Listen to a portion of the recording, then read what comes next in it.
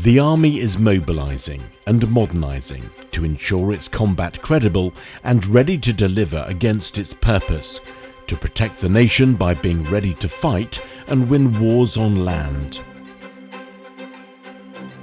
The Army is determined to keep partners and key audiences informed of its progress, and the Army Expo London was the second strategic engagement event this summer.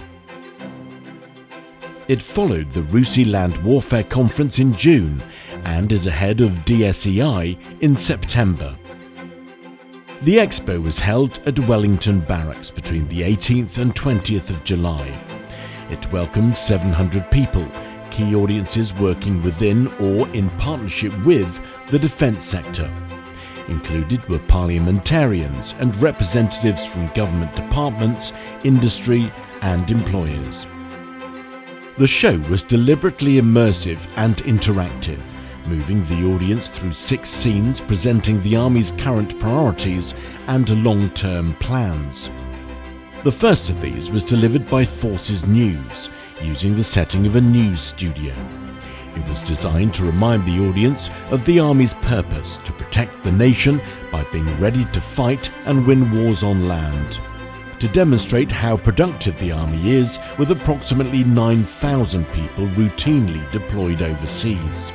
News reports also drew attention to the NATO new force model and the impact that would have on the British Army, making more of our forces available for more of the time. Then audiences turned their attention to the Army's contribution at home in the UK. This included a focus on the value of our people.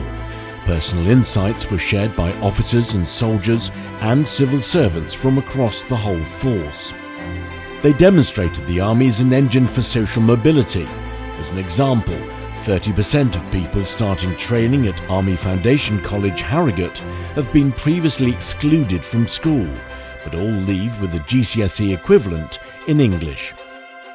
The importance of diversity and inclusion was also emphasised, a crucial requirement to make the Army a more effective organisation. The atmosphere then changed as the show moved on to reflect on the war in Ukraine, specifically the Army's role as part of the Operation Interflex training mission. This is where 10,000 members of the armed forces of Ukraine have been trained this year, and 20,000 in total.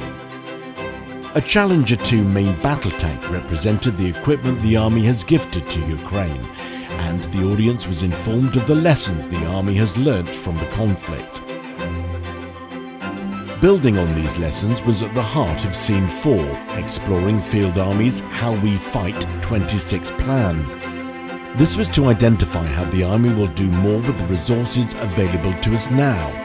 Particular attention was paid to increasing lethality and the role of command and control. The audience was introduced to a kill chain, optimised by more sensors and enhanced processing power from supporting headquarters in the UK. The show then concentrated on the Army's modernisation plan, hearing from leading industry partners about what the land industry strategy means to them. This before seeing Boxer, the Army's new mechanised infantry vehicle, up close.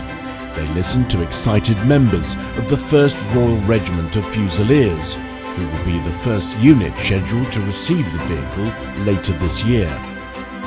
The final scene was a look ahead to the new aiming mark of the land operating concept, an insight into how the land battle is likely to be fought in 2030 and beyond. It looked at what that means for force structures and warfighting tactics. The land operating concept will be officially launched by the Army at DSEI in September. Finally, the event gave all guests the chance to interact with some of the new equipment the Army is fielding or scheduled to receive. These included the new attack helicopter, the AH-64 Echo, and the world's leading Ajax armoured reconnaissance vehicle. Importantly, the event closed with a resounding message that everything the Army does now or in the future is only possible because of our people. They provide the competitive edge that will deliver an Army that is more lethal, more agile, more expeditionary, and more resilient.